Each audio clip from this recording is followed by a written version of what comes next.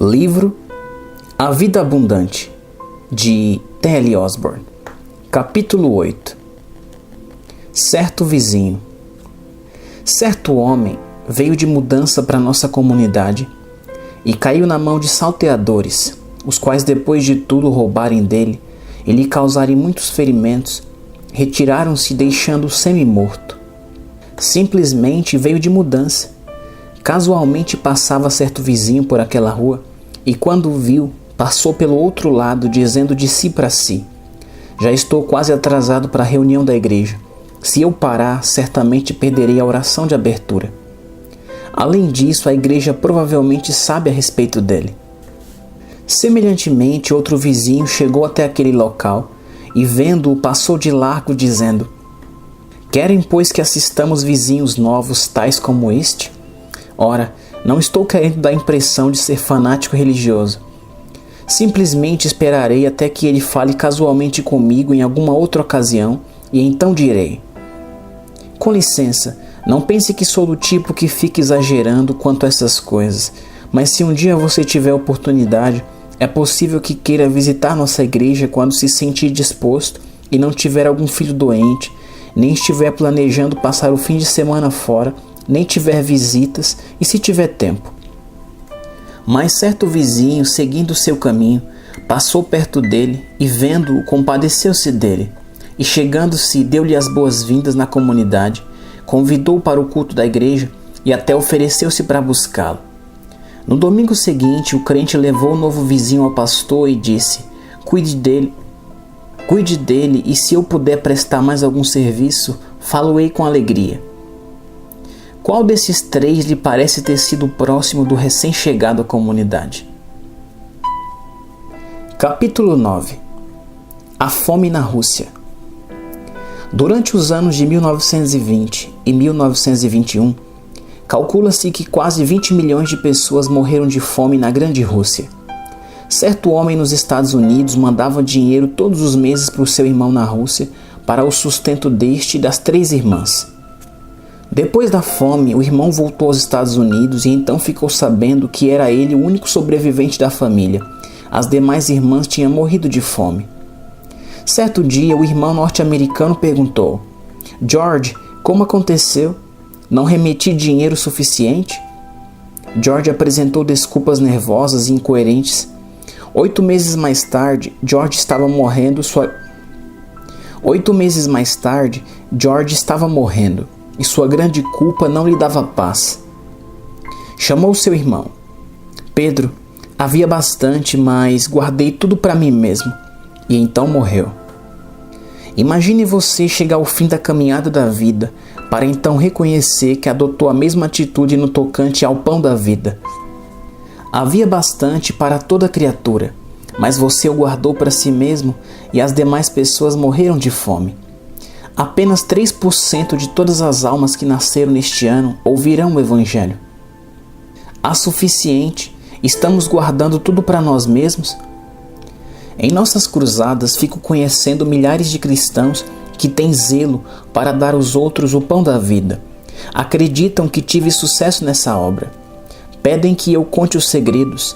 À medida que compartilho esses segredos, outros cristãos se tornam ganhadores frutíferos de almas. Creio que o maior privilégio de todo cristão é ser uma testemunha de Cristo. Capítulo 10. O homem da Austrália. Você já salvou a vida de alguém? Você já esteve numa situação em que só você poderia ter salvo aquela vida? Certa vez, salvei um menino de afogamento. Estando em pé à beira de um lago, vi o menino debatendo-se lá de longe na água. Tinha dado um mergulho pulando do seu barco e tinha nadado até as águas profundas e depois nadara em direção ao seu barco para descansar. Mas não percebeu que o vento apanhara seu barco e o levava mais rapidamente do que conseguia nadar. Nunca nadaria até chegar à margem. Eu sabia que ele morreria afogado a não ser que algo fosse feito rapidamente. Havia por perto uma canoa. Apanhei-a com uma das mãos, com a outra mão apanhei um remo quebrado, apressei-me a entrar na água e o salvei quando ele estava a ponto de afogar-se. Quando o trouxe para a margem, dei graças a Deus porque conseguira chegar antes dele perecer. Enquanto eu o olhava, são e salvo, acho que nunca me senti melhor na vida. Salvei um menino de perecer. Algum dia ficarei em pé nas praias do céu. Poderei ver as almas redimidas que consegui alcançar com o Evangelho. Vou ouvi-las cantar. Ficarei cheio de gozo porque consegui alcançá-las antes de perecerem. A presença delas comigo no céu será a maior recompensa que poderei imaginar. Há muitos anos, certo homem estava partindo da Austrália depois de ganhar uma fortuna nas minas de ouro. O navio em que viajava naufragou-se na tempestade e começou a afundar-se. Os barcos salva-vidas foram perdidos e o povo no navio não tinha esperança. Esse homem achava que poderia atravessar as ondas com um grande esforço e chegar a uma pequena ilha que estava perto. Estava a ponto de pular na água quando a menininha, cuja mãe fora perdida no mar, agarrou-se aterrorizada às roupas dele. Ela implorou: Senhor, salva-me, por favor. Ele estava com um cinto pesado, cheio de ouro, que era sua fortuna, afivelado na cintura. Olhou para trás, para a menina indefesa. Tinha de escolher entre sua fortuna nesse mundo e a vida da menina. Enquanto os ventos faziam a água salgada bater no seu rosto e a menina se agarrava a ele, desprendeu o cinto pesado e jogou ao mar. Então segurou firme a menina e lançou-se para fora do navio. Foi lutando metro após metro para atravessar as águas turbulentas. Finalmente, com a vida quase exaurida, chegou à terra firme. Subiu cambaleando para a praia, colocou a menina em segurança na areia e caiu exausto, perdendo a consciência. Posteriormente, quando voltou à consciência, a menina foi até ele, colocou os braços ao redor do seu pescoço e seus lábios contra sua face.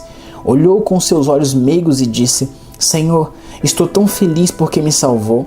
Obrigada por aquilo que fez. O homem disse que aquilo valeu mais para ele do que todo o ouro da Austrália. Ao chegarmos às praias brilhantes do céu, tenhamos certeza de que haverá almas que correrão para nos saudar, com braços estendidos, dizendo: Boas-vindas, boas-vindas. Estou tão feliz porque você possibilitou a minha salvação. Os segredos do sucesso. Capítulo 11.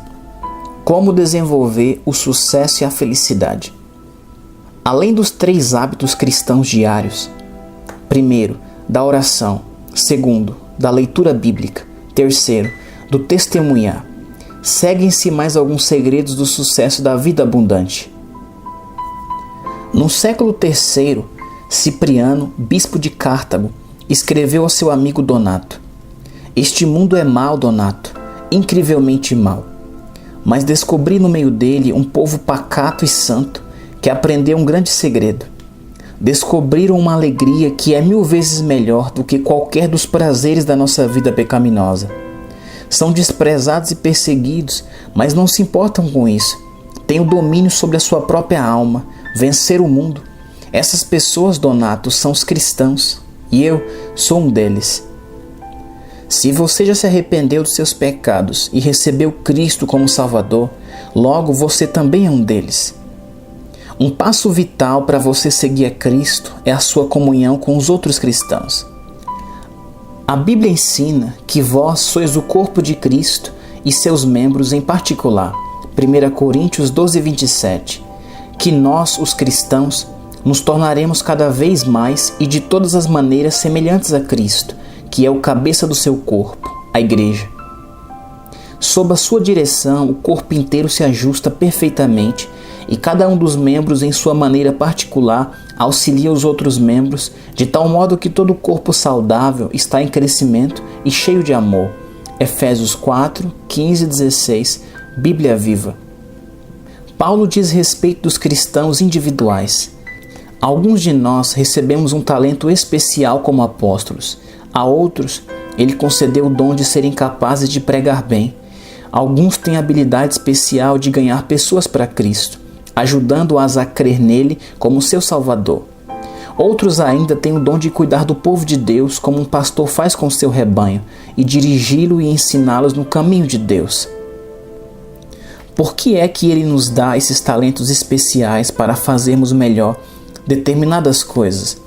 é que o povo de Deus estará mais bem aparelhado para fazer uma obra melhor para Ele, edificando a igreja, o corpo de Cristo, e elevando-a a uma condição de vigor e maturidade, até que finalmente todos creiamos do mesmo modo quanto à nossa salvação e ao nosso Salvador, o Filho de Deus, e todos nos tornemos amadurecidos no Senhor.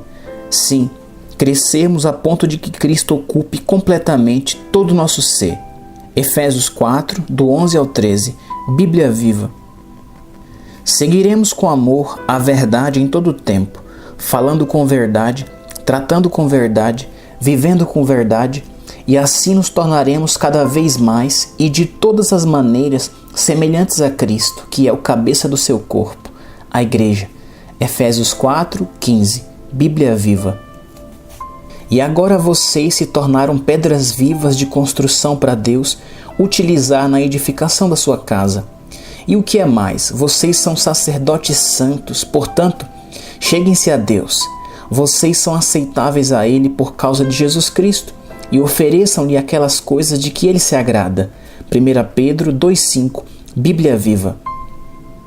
E assim, queridos irmãos, eu apelo que vocês deem seus corpos a Deus, que ele seja um sacrifício vivo, santo, o tipo de sacrifício que Ele pode aceitar.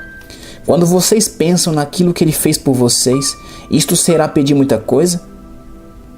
Não imitem a conduta e os costumes deste mundo, mas seja cada um uma pessoa nova e diferente, mostrando uma sadia renovação em tudo quanto faz e pensa. E assim vocês aprenderão de experiência própria como os caminhos de Deus realmente satisfazem a vocês. Romanos 12, 1 e 2, Bíblia Viva. Como mensageiro de Deus, faço a cada um de vocês uma advertência dele. Sejam honestos na avaliação de si mesmo, medindo seu próprio valor pela quantidade de fé que Deus lhes deu. Pois, tal como existem muitas partes em nossos corpos, assim também é com o corpo de Cristo. Todos nós somos parte dele, e cada um de nós é necessário para fazer o completo, porque cada um de nós tem um trabalho diferente a executar. Assim pertencemos uns aos outros e cada um precisa de todos os demais. Deus deu a cada um de nós a habilidade de fazer bem determinadas coisas. Assim, se Deus deu a vocês a capacidade de profetizar, então profetizem sempre que puderem, tantas vezes quanto a sua fé seja bastante forte para receber a mensagem de Deus. Se tiverem o dom de prestar serviço a outros, então sirvam bem. Se alguém é professor, faça um bom trabalho de ensino. Se é pregador, veja que os seus sermões sejam enérgicos e proveitosos. Se Deus lhes deu seu dinheiro, ajudem aos outros com generosidade. Se Deus lhes deu capacidade administrativa e os fez responsáveis pelo trabalho dos outros, tomem esse encargo com seriedade.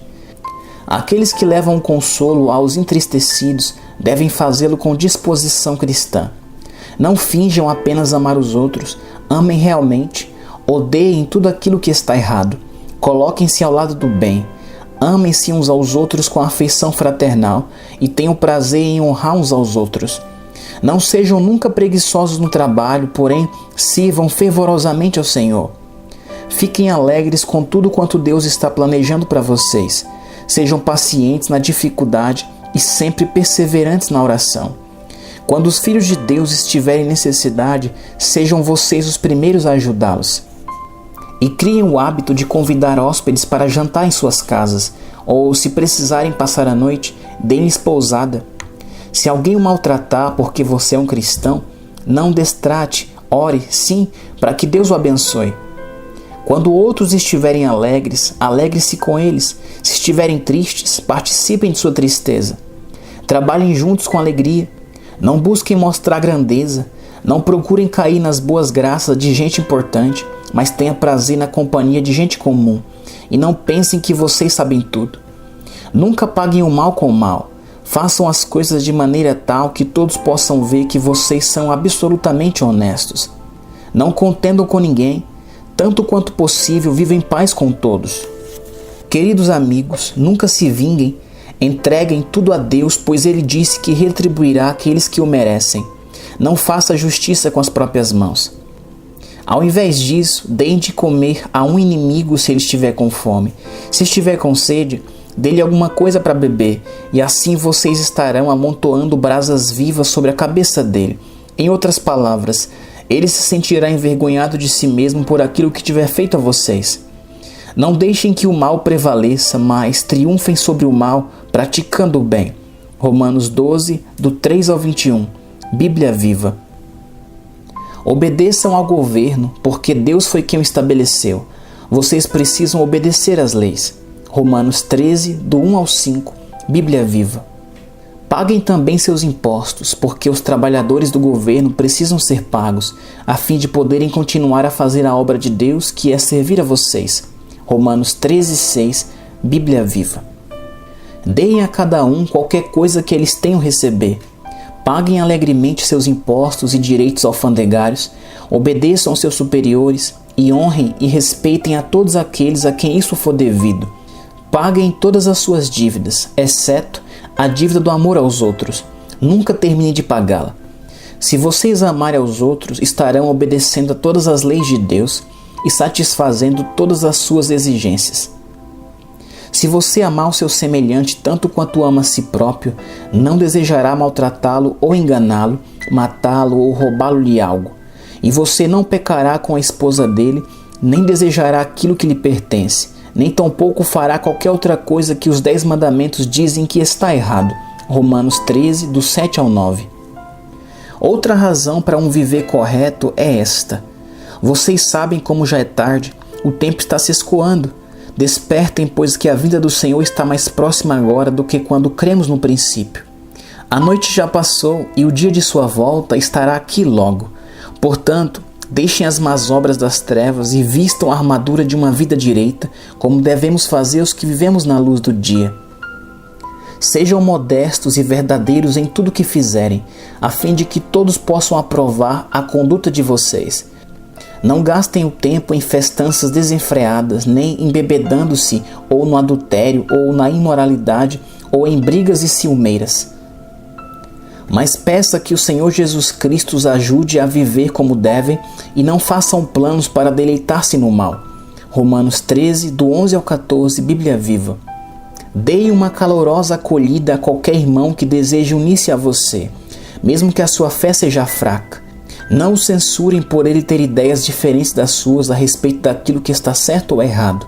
Romanos 14, 1, Bíblia Viva. Porque Deus os aceitou como seus filhos. Eles são servos de Deus e não de vocês.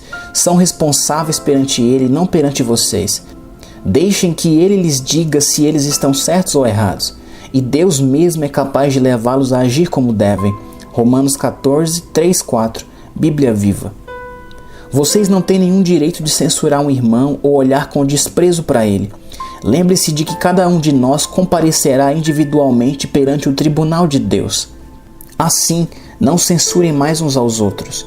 Em vez disso, procurem viver de tal modo que nunca façam um irmão tropeçar se vir vocês fazerem alguma coisa que ele pensa que está errada. Romanos 14, do 10 ao 13, Bíblia Viva. Não faça nada que motive censura contra você próprio, mesmo sabendo que aquilo que você faz está certo. Afinal de contas, a coisa mais importante para nós como cristãos não é o que comemos ou bebemos, mas sim incentivar o aparecimento da retidão, da paz, da alegria que vem do Espírito Santo.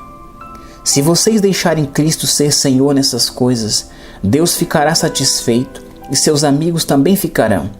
Desta forma, tenha como alvo a harmonia na igreja e procure edificar-se uns aos outros. Romanos 14, do 16 ao 19. Bíblia Viva.